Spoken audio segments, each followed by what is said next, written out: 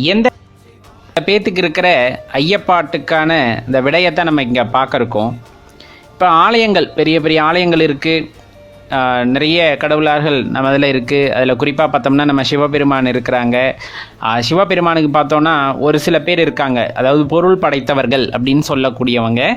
கண்டிப்பாக அவங்க வந்துட்டு ரொம்ப நல்லவர்கள். சில பேர் என்னென்னா தன்கிட்ட இருக்கிற பொருளை வந்துட்டு எப்படி பயன்படுத்தணுமோ, இறைவன் எதற்காக கொடுத்தாரோ அந்த வழியில் வந்துட்டு அவங்க பயன்படுத்துவாங்க. என்னென்னா ஏழை எளியவர்களுக்கு தானம் செய்வதாக இருக்கட்டும், ஆலயங்களுக்கு திருப்பணிக்கு கொடுப்பதாக இருக்கட்டும், அபிஷேக ஆராதனைகளுக்கு கொடுத்து உதவுவதாக இருக்கட்டும், சரியாக பயன்படுத்துவார்கள். அவர்களுக்கு எல்லாமல் அந்த இறைவனின் கருணை எப்பொழுதுமே இருக்கும். இப்போ அதை பார்க்குற ஒரு சில பேர், அதாவது முடியாதவர்கள், வாழ்க்கையில் வந்துட்டு வாழவே முடியல அப்படிங்கிறவங்க, ஆனால் உண்மையான பக்தி கொண்டவர்கள், அன்பு கொண்டவர்கள் மனதில் வந்துட்டு ஒரு சின்ன சலனம் எப்பொழுதுமே இருக்கிறது. நம்ம வந்து அந்த உயர்ந்த நிலையை ஞானிகள் அளவுக்கு வந்துட்டு பக்குவமாயிருச்சுன்னா அதை பற்றி நம்ம நினைக்க மாட்டோம். இப்போ ஆரம்ப காலகட்டத்தில் வந்துட்டு இறைவனை நினைத்து வாடுகின்றோம், அவர் மீது அன்பு செய்கின்றோம். அப்படிங்கும் போது இந்த மாதிரி கைங்கரியங்களை செய்வதற்கு எனக்கு அந்த வாய்ப்பை இறைவன் கொடுக்கவில்லையே அப்படின்னு நினைத்து வருந்துகின்ற உள்ளங்கள் ஒரு சில உண்டு. அவர்களுக்கு நாம் சொல்லிக் கொள்வதெல்லாம் ஒன்றே ஒன்று தான். இப்போ இருக்குது அப்படிங்கும் போது கண்டிப்பாக செய்யக்கூடிய மனது இருக்கிறது ரொம்ப பெருசு. நான் இப்போ சொன்னேன் இல்லையா, ஒரு சிலருக்கு வந்துட்டு அந்த மனமானது இருக்கிறது. அவர்கள் நீடோழி வாழ வேண்டும், அவர்கள் நிறைய திருப்பணிகள் செய்ய வேண்டும், அதெல்லாம் இந்த மாற்று கருத்தும் இல்லை. இப்போ இருக்கும்போது செய்யறது அப்படிங்கிறது பெரிய விஷயம். ஆனால் இல்லாதப்ப அதை செய்யணும்னு நினைக்கிறீங்க பார்த்தீங்களா, அது இன்னும் பெரிய விஷயம். அதை தான் இந்த இடத்துல நம்ம குறிப்பிட்டு சொல்ல வேண்டியது இருக்குது. ஏன்னா இருக்கிறவங்க பாதி பேர் வந்துட்டு அந்த பூட்டி வச்சு கரையான் தின்னாலும் திங்குமே தவிர ஒரு 4 ஏழைப்பாளையங்களுக்கு சாப்பாடு கொடுக்கணும்னு கூட நினைக்கிறதில்ல.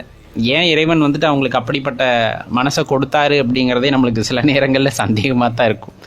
அது உலகத்துக்கு உணர்த்துவதற்காக இருக்குன்னு நினைக்கிறேன். அது ஒரு பக்கம் இருக்கட்டும். இப்போ நீங்கள் ஆலயங்களுக்கு செல்கிறீர்கள் அப்படிங்கும் போது எளிமையான தெய்வத்திற்கு எளிமையான வழிபாட்டை செய்யுங்கள், அது போதுமானது. அவ்வளோதான் நம்ம சொல்கிறது. இப்போ சில இடத்துல பார்த்தீங்கன்னா நிறைய அபிஷேகங்கள் நடக்கும், பால் தயிர் இந்த மாதிரி வந்துட்டு ஆகமத்துக்கு உட்பட்டு வந்து எல்லா விதமான அபிஷேகங்கள் நடக்கும், பூஜை முறைகள் நடக்கும், அலங்காரங்கள் நடக்கும். அதுலேயும் பார்த்தீங்கன்னா சில இடத்த சொர்க்கம் மாதிரி அலங்காரம் பண்ணி வச்சிருப்பாங்க. ஆலயத்தில் போயிட்டு நம்ம பெருமானை பார்க்கும்போது அப்படியே கண்களில் தண்ணி வரும். அந்த அளவுக்கு வந்துட்டு அதை பார்த்தா ஒரு சொர்க்கத்தில் இருக்கிற உணர்வு தான் வரும். அப்படியெல்லாம் அலங்காரம் செய்வதற்கு தங்களால் முடிந்த உதவிகளை வந்துட்டு சில பேர் செய்கிறாங்க. அதனால் என்னால் முடியல அப்படிங்கும் போது கண்டிப்பாக அது கிடையாது, அது நீங்கள் செஞ்சது தான்.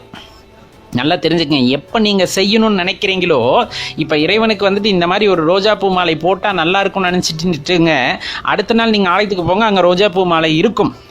நீங்கள் செஞ்சது தான். நல்லா தெரிஞ்சுக்கங்க, உங்ககிட்ட பொருள் இல்லை, உங்களால் வாங்கி தர முடியல, ஆனால் உங்கள் மனசு வந்துட்டு அந்த இறைவனுக்கு வந்துட்டு ரோஜாப்பூ மாலை சாற்றினால் நல்லா இருக்கும்னு நினச்சிருச்சு.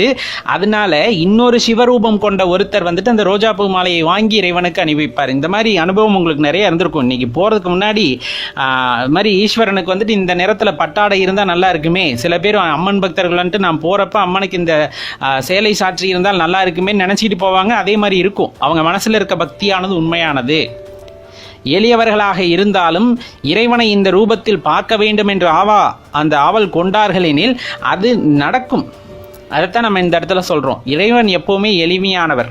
இப்போ இறைவனை வந்துட்டு பெரிய பெரிய வீடுகளில் வந்துட்டு யாகங்கள் நடத்துகிறாங்க, ஹோமங்கள் நடத்துகிறாங்க, அங்கே மட்டும்தான் இருப்பாரா அப்படின்னு கிடையாது.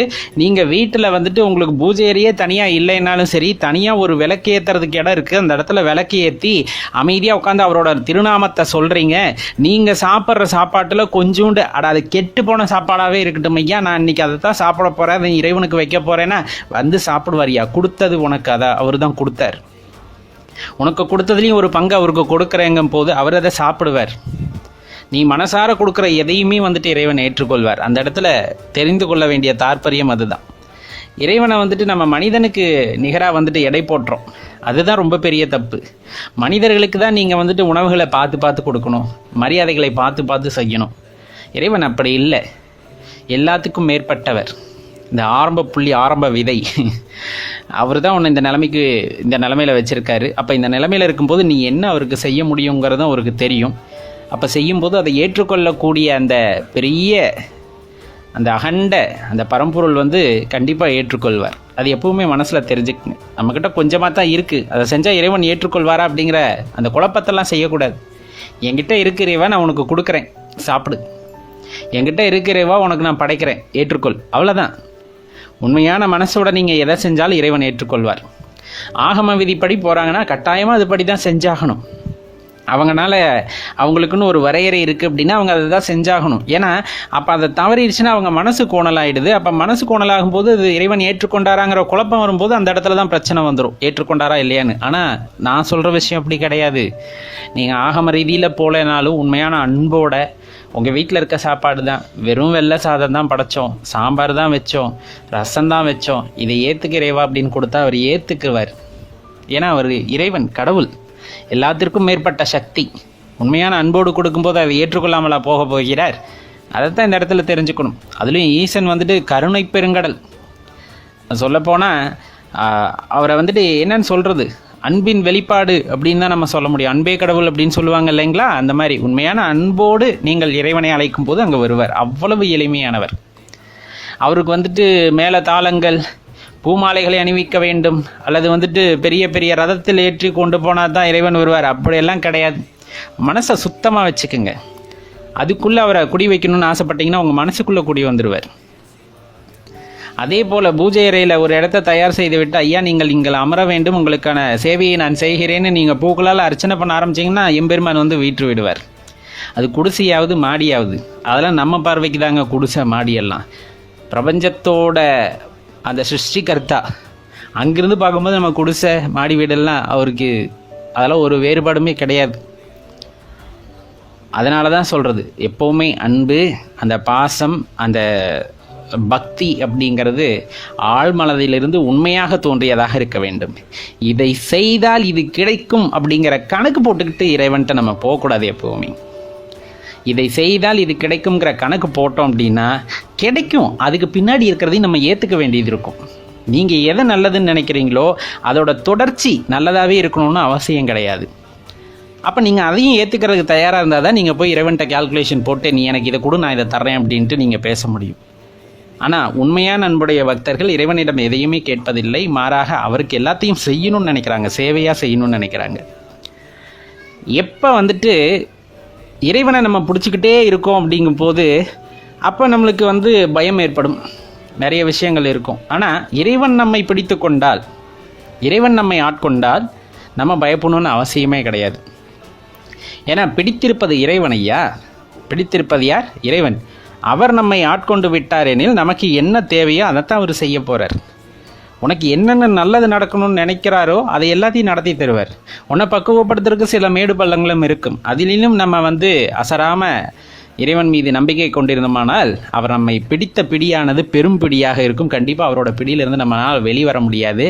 ஆனால் அந்த பாதுகாப்பு, அம்மாவின் அரவணைப்பில் இருக்கக்கூடிய அந்த பாதுகாப்பை உணர முடியும். அதனால தான் சொல்கிறது, இறைவன் எளிமையானவர், ஈசன் எளிமையானவர். நாம் எளிமையாக இருக்கின்றோம், யாருக்கும் தொந்தரவு செய்யலை, மனசார யாருக்கும் கெடுதல் நினச்சதில்லை. நான் செய்கின்ற வழிபாட்டை, நான் எளிமையாக செய்கின்ற வழிபாட்டையும் இறைவன் ஏற்றுக்கொள்ள வேண்டும் அப்படின்னு நினச்சிங்கன்னா கண்டிப்பாக ஏற்றுக்கொள்வார். செய்யுங்கள். எப்போவுமே இந்த வழிபாட்டில் மட்டும் குழப்பமே இருக்கக்கூடாது. இருந்திருக்கும் இல்லாமல் இருக்கும், இறைவனுக்கு தெரியாமையா போகுது?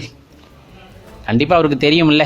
அப்போ அப்படி தெளிவான மனசு, கலங்கம் இல்லாமல் இருக்கணும். இப்போ ஒரு கேணி நல்லா தெளிவாக இருக்கும், 1 ரூபா காசை போட்டால் உள்ளே போகிறதும் போய் கீழே உழுகிறது தெரியுதா இல்லையா? அப்படி இருக்கணும் நம்ம மனசு. நம்ம பக்தியில் வந்துட்டு அந்த வெளிப்பாடு இருக்கணும், கலங்கிய மனதாக இருக்கக்கூடாது.